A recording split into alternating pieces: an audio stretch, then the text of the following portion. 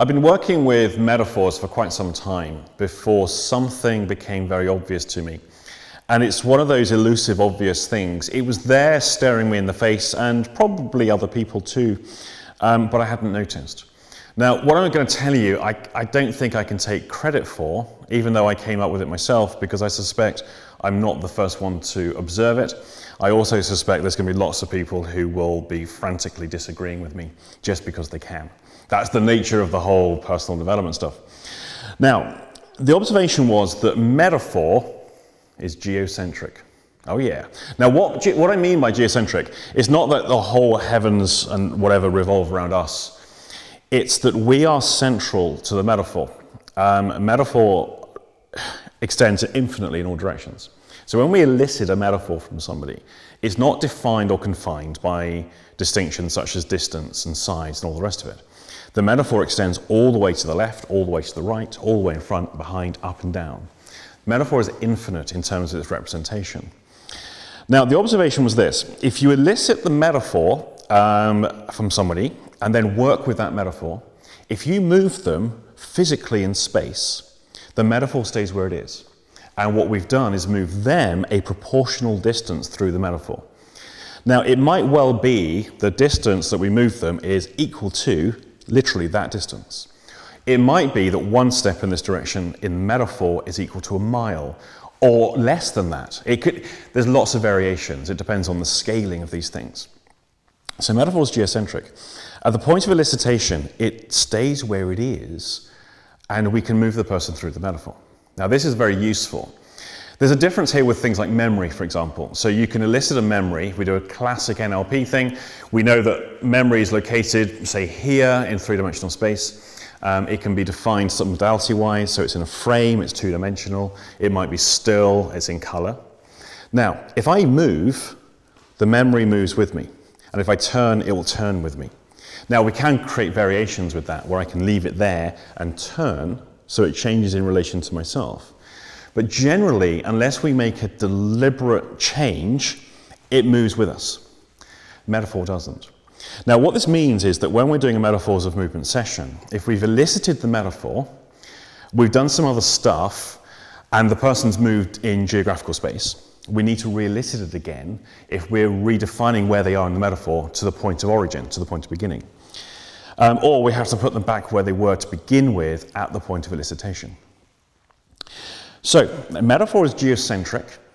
Basically, we're always at the center of it, and it always moves around us. And it's infinite in all directions. Now, what this then gives a rise to are a number of things. One of them is we are never dissociated from a metaphorical representation. We're always inside it as a participant. As a therapist or a coach working with somebody else's metaphor, because metaphors are infinite in all direction, you also are a participant inside that metaphorical experience. Even though you may not be aware of it, you're now inclusive as part of it.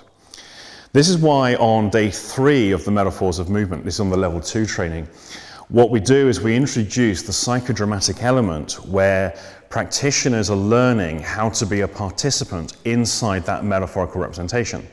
So if the person is in a pit of despair, for example, what is my relative position to that person? Now, if we know the metaphor as it extends out from that person, we know our position relative to the individual inside their metaphor. So this enables us, of course, now to adopt a reciprocal position that is congruent with the metaphorical representation. This requires some flexibility on behalf of the practitioner, because most of them are familiar with being professional.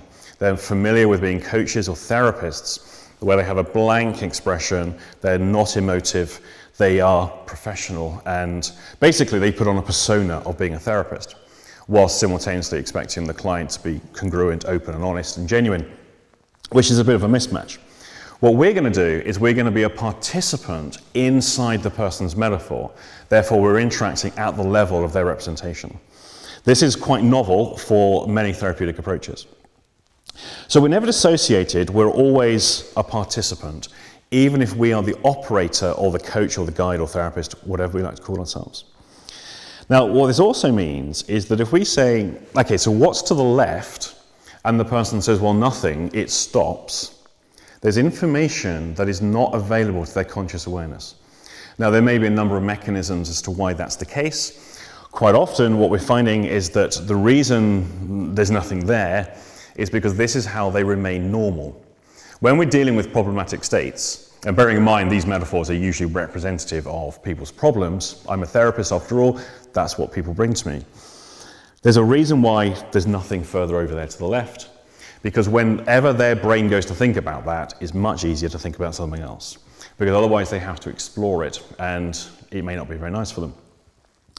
Now, some people have suggested this is like repression and stuff like that. I don't think it is. I think it's just how people maintain normality when you're dealing with everyday normal interactions and you're trying not to feel bad. We have to distract ourselves with something else. So, metaphor is geocentric. It extends infinitely in all directions. So what you know then is if it doesn't extend into a certain place, there's a very useful piece of information that we can do something with metaphorically. And then what we can do is elicit the rest of the metaphor to get a bigger picture, and then we can start to direct the awareness over here. Because that's the information that's outside of the conscious awareness.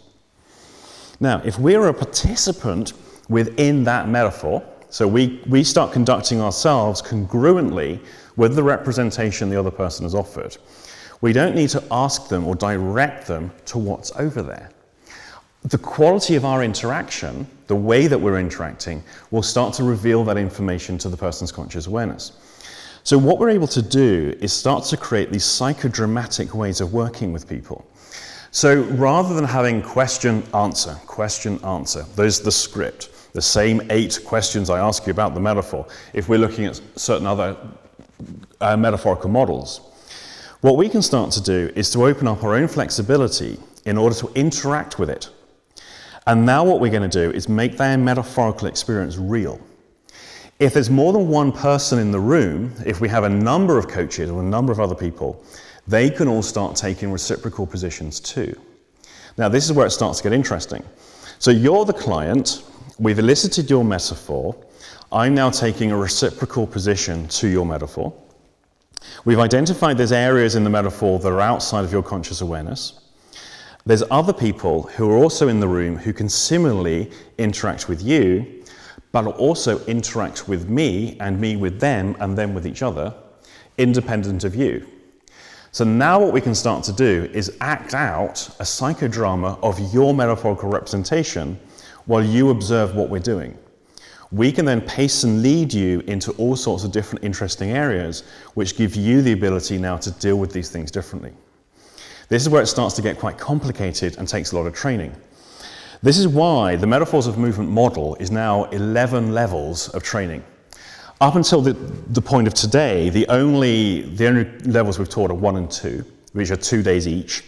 The rest will be following later, because it's going to take people much, much further into the psychodramatic elements, the ritualistic elements. It borders on the magic side of stuff as well, where we as a group can start working with the forces in your unconscious mind to start creating change for you.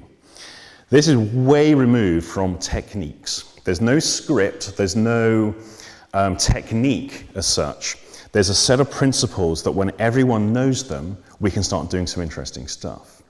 So what I'm going to do now is I'm going to go and get changed, and then I'm going to introduce you to part 2 of one of the key elements of this work.